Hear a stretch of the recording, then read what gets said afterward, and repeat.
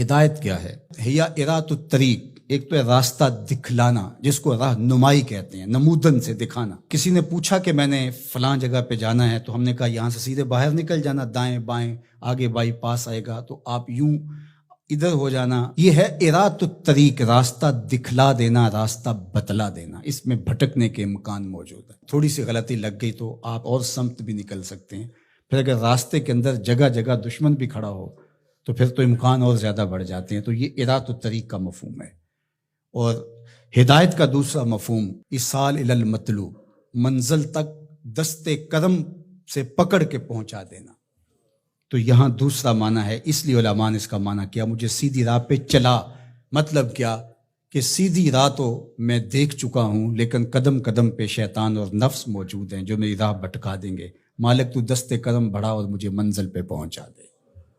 اللہ اکبر۔ تو یہ ہے ایصال الی المطلوب۔ تو ہدایت کا یہ مفہوم، اور یہاں ہدایت سے مراد وہ ہدایت جو پیغمبروں کے ذریعے سے، کتب کے ذریعے سے اللہ تعالیٰ نے حضرت انسان کو دی۔ ایک فطری ہدایت ہے، جبلی ہدایت، اور وہ اللہ تعالیٰ نے انسان کیا جانوروں کو بھی دی ہے۔ وہ بطخ کا بچہ بھی جب انڈے سے نکلتا ہے تو وہ کسی سے تیرنا سیکھتا نہیں ہے، وہ خود چھلانگ لگا دیتا ہے اور تیرنے لگ جاتا ہے۔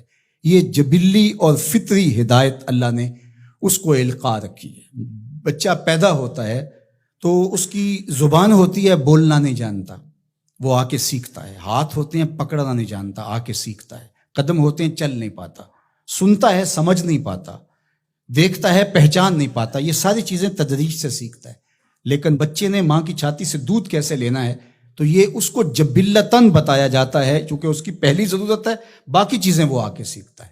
اسی طرح خیر اور شر، یہ بھی اللہ تعالیٰ نے القاء کیا ہے انسان کو۔ پیغمبروں نے آ کے راستے اجالے، لیکن اچھائی کیا ہے، برائی کیا ہے، یہ انسان کو پتہ ہے۔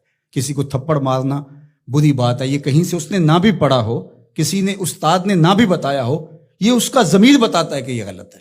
تو خیر اور شر یہ اندر تمہارا بتاتا ہے، یہ فطری اور جبلی ہدایت ہے۔ فَأَلْهَمَهَا فُجُورَهَا وَتَقْوَاهَا۔ اللہ اِنَّا هَدَيْنَاهُ السَّبِيلَ إِمَّا شَاكِرًا وَإِمَّا كَفُورًا۔ یہ فطری جبلی ہدایت ہے، لیکن انسان کے لیے وہ کافی نہیں ہے۔ اس لیے اللہ کی بارگاہ میں عرض گزار ہوا، اهدنا الصراط المستقیم۔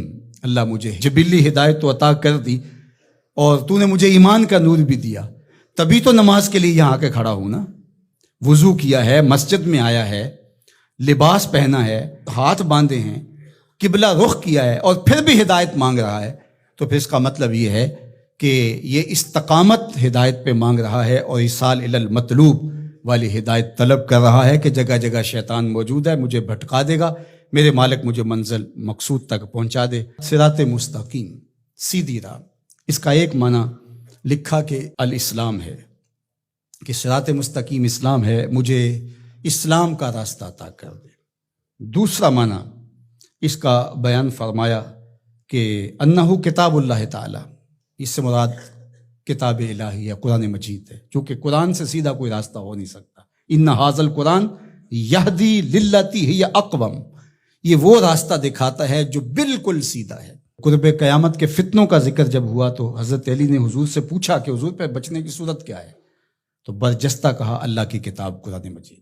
تیسرا معنی انہ الطریق الہادی الی دین اللہ تعالی، یہ اللہ کے دین کی طرف جو راستہ ہے، وہ راستہ اللہ کے حضور اتنی تمہید کے بعد مانگا گیا تاکہ میں خیر کی راہوں پہ رہوں اور میری مدد نصرت مالک تیرے کرم پہ رہے۔ یہ حضرت عبداللہ ابن عباس رضی اللہ تعالیٰ عنہ کا قول ہے، اور فرماتے ہیں کہ یہ وہ راستہ لا عوج فیہ، جس میں کوئی ٹیڑھا پن نہیں ہے، مستقیم بالکل، اور یہ اعتدال کا راستہ ہے، نہ افراط کا راستہ نہ تفریط کا راستہ، یہ بالکل معتدل راستہ ہے۔ اور پھر چوتھا قول جو حضرت حسن بصری اور ابو العالیہ رضی اللہ تعالیٰ عنہ کا ہے، وہ فرماتے ہیں صراط مستقیم سے مراد ہوا رسول اللہ صلی اللہ علیہ وآلہ وسلم۔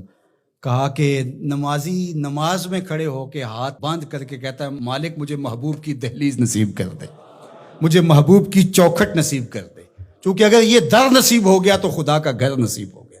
بخدا خدا کا یہی ہے در، نہیں اور کوئی مفر مکر، جو وہاں ہو یہیں آ کے ہو، جو یہاں نہیں وہ وہاں نہیں۔